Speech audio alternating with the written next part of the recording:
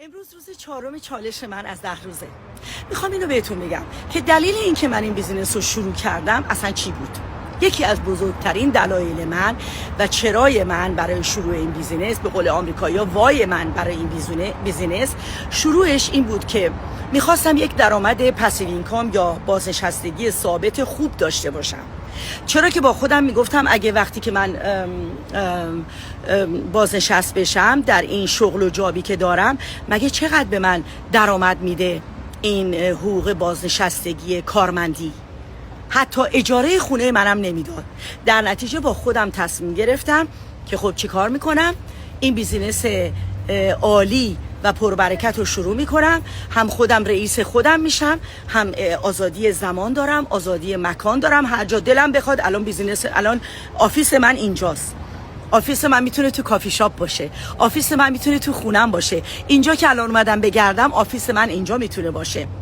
پس آزادی مکانی و آزادی زمان. دلم میخواد الان این کار رو شروع کنم. نمیخوام که صدای ماشین خیلی بلند، منم صدامو بلند کردم. عزیزان، میخواستم که آزادی واقعا زمان داشته باشم و اینکه هر زمانی دلم میخواد کارمو انجام بدم.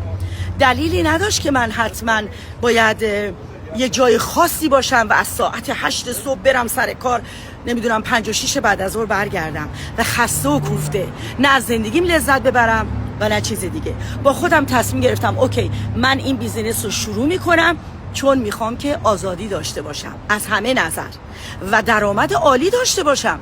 چرا به اون درآمد کم حقوق کارمندی بسنده بکنم؟ منی که میتونم یک عالم درآمد بیشتر از اون و سقف نامحدود. این واقعا این بیزینس آنلاین ما درآمد نامحدود داره. چرا از درآمد نامحدود خودم رو محدود بکنم تو حقوق کارمندی؟ در نتیجه این کار رو شروع کردم. امروز روز چالش همه که دارم اینو باتون در میان میذارم که چرای من برای شروع این بیزینس چی بوده. آیا شما میخواین این بیزینس رو شروع کنین؟ آیا شما آماده هستی که این قدم رو برداری و آینده خودتو بسازی؟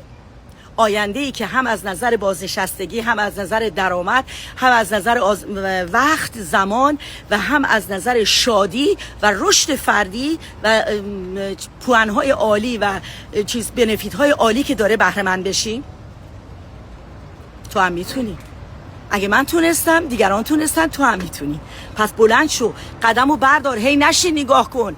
با نگاه کردن و گوش دادن کاری انجام نمیشه. با قدم برداشتنه که به نتیجه میرسی. کاری که من کردم. به امید دیدار عزیزان.